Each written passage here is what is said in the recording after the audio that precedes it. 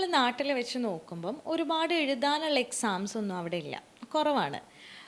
രണ്ട് model exams ഉള്ളത്, ഒന്ന് വൈവ, പിന്നെ ഒന്ന് കമ്പ്യൂട്ടറിൽ നമ്മൾ പോയിരുന്നിട്ട് MCQs ചെയ്യുന്നതാണ്. വൈവ അറിയാലോ, ഇവിടെ പോലെ തന്നെ അവർ ചോദിക്കും, നമ്മൾ അപ്പം ആൻസർ ചെയ്താൽ മതി. എഴുതാനുള്ള എക്സാംസ് കുറവാണ് സത്യം പറഞ്ഞാൽ. അപ്പോൾ ഇതാണ് എക്സാം മോഡൽസ് വരുന്നത്. പിന്നെ നാട്ടിലെ പോലെ ഒരു സെം കഴിഞ്ഞ് അതിൻ്റെ ലാസ്റ്റ് എക്സാം അങ്ങനെയല്ല. അത് ഏകദേശം അബ്രോഡ് പഠിക്കുന്ന കുട്ടികൾക്കൊക്കെ അങ്ങനെയാണ്.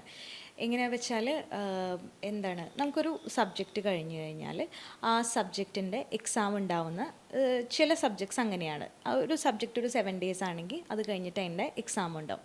അത് it can be viva or it can be MCQ അല്ലെങ്കിൽ റൈറ്റിങ്ങും ആവാം.